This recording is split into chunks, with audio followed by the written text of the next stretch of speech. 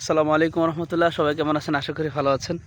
তো আজকে সত্যি কথা বলতে আসলে যে গ্রামীণ দৃশ্যটা কতটুকু সুন্দর এটা আসলে না ঘুরলে বোঝা যায় না। ছোটোবেলা গ্রামে যখন করতাম, এখন তো গ্রামে কম যাওয়া হয়, যার জন্য সব কিছু দেখা হয় না।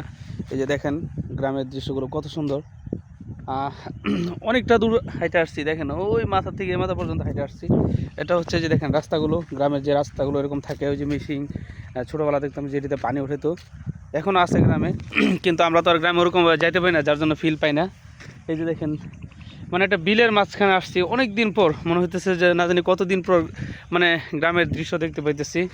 ওই দিক দিয়ে সাইদ ভাই তারা আছে, আমরা কয়েকজন মিলে আসছি। ইনশাল্লাহ খুব ভালো লাগতেছে আসলে, আলহামদুলিল্লাহ আলহামদুলিল্লাহ। যে আসলে কাজের ব্যস্ততা নিয়ে থাকি, তো আসলে এই ফিলগুলো খুঁজে পাই না। এই যে দেখেন অবস্থা। ইমরান তুই এমনি এসেছিস লিগা।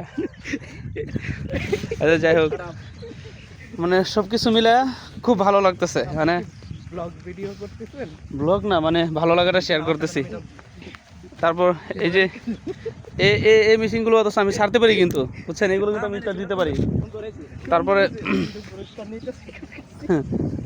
যাই হোক দেখেন, মানে আসলে কি যে কার কাছে কেমন লাগে গ্রামের দৃশ্য এটা জানি না, কিন্তু এতটুকু বলতে পারি যে 80% মানুষের এই গ্রামের দৃশ্য খুব পছন্দ। ওই দেখেন ওইদিকে আর অনেক সুন্দর সুন্দর জায়গা আছে, একদম ফুলটা দেখেন। আমরা একদম বিলের মানে এটার মাঝখানে আছি। এটা আমরা একসময় শুটিংয়ের জন্য আসছিলাম, তখনকার সাইড বয়ে ছিল, ঠিক না ভাই? তখন পানি ছিল অনেক, মানে অনেকটা পুরোটা পানি ছিল, অনেক ভয়ঙ্কর ছিল। আমরা ভাবতাম যে এটা মানে খুব কখনো পানি কমে না, আমরা এরকম ভাবছিলাম আর কি।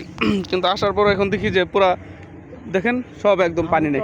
কারণ তখন প্রচুর পানি ছিল। আমরা তো ওই যেখান থেকে রাস্তা থেকে নামছিলাম, তো ওখানে ছিল পানি। সবাই আসবেন, এই যে দেখেন গ্রামের ফিল নেওয়ার জন্য এখানে আসবেন। আর আমরা একজনকে গ্রামেরই বানিয়ে নিয়ে আসছি, ইমরান।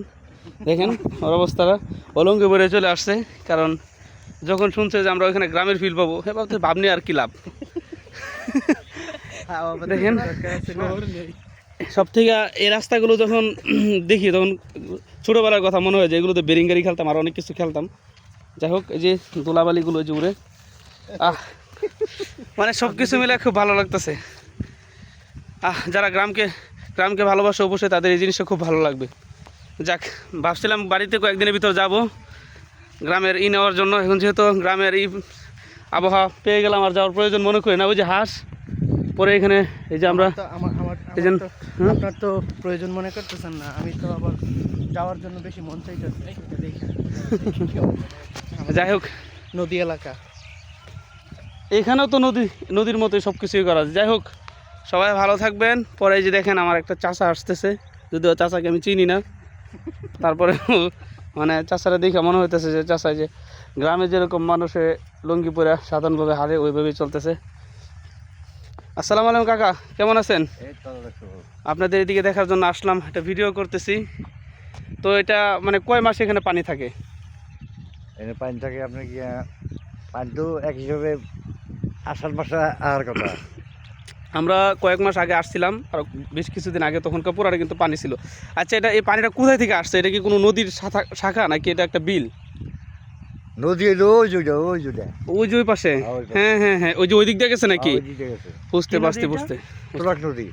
ও এটা তুরাকেরই, হ্যাঁ। আচ্ছা যাই হোক, আসলে দেখে ভালো লাগতেছে যে কাকারেও আমাদের গ্রামের চাচাদের মতো মনে হইতেছে, দেখে ফিল পাইলাম। ধন্যবাদ কাকা, ভালো থাকবেন। হ্যাঁ, আসসালামু আলাইকুম।